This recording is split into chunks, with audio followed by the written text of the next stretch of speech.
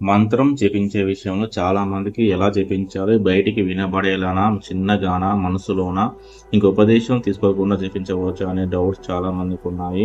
వీటన్నిటికీ ముందుగా సమాధానం, మంత్ర జపాన్ని 3 విధాలుగా విభజించారు. ఒకటి అధమ స్థాయి, రెండవది మధ్యమ స్థాయి, మూడవది ఉత్తమ స్థాయి.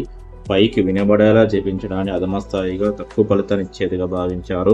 రెండవది మధ్యమ స్థాయి, అంటే పెదాలు మాత్రమే కదులుతూ సౌండ్ లేకుండా జపించడం. మూడవది ఉత్తమ స్థాయి, మనసులో జపించడం. ఇది కొంచెం కష్టమైనది. మీరు అధమంతోనే స్టార్ట్ చేసి తర్వాత మధ్యమం, మనసు స్థిరంగా ఉంచగలిగే శక్తి వచ్చాక మనసులో జపించడం మంచిది. చివరగా ఉపదేశం లేకుండా జపించవచ్చా? ఓం నమ శివాయ, ఓం నమో నారాయణాయ, ఓం శ్రీమాత్రే నమః. ఈ 3 సుమంత్రాలు సాధారణంగా జపించవచ్చు. ఉపదేశం వల్ల మంత్ర ఆశీర్వాదం దొరుకుతుంది. దానివల్ల జప ఫలితం రెట్టింపు అవుతుంది. అందుకే ఉపదేశం తీసుకోవాలి అంటారు. ఇప్పుడు అందరికీ ఉపదేశం ఇచ్చేవారు అందుబాటులో లేరు.